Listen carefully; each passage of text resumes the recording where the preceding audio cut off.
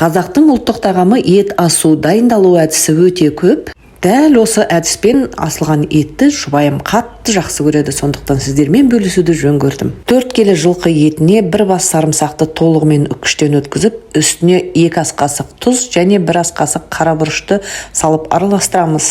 Дайын болған қоспамызды асатын етімізге ысқылап жағып шығып 7-8 сағатқа салқын жерге қалдырамыз. Кейін ет асқанға дейін салафан пакеттерге салып мұздатқышта ұстасаңыз болады.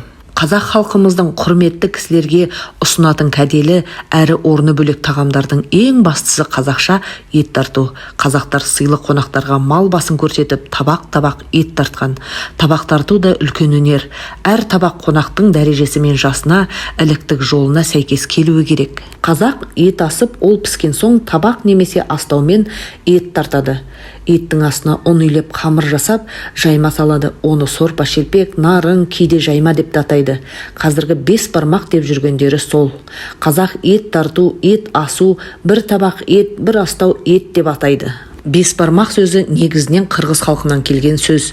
Олар қолдың саусақтарын бармақ деп атайды. Біз қазақтар етті 5 саусағымызбен жесек те бармақ біреу, ол бас бармақ, қалған саусақтардың аты белгілі. Ендеше елді шатастырмай әр тағамның өз атымен атағанымыз жөн емес пе? Сонда келешек ұрпақ та ұлттық тағамды өз атымен атауда шатаспаған болар еді.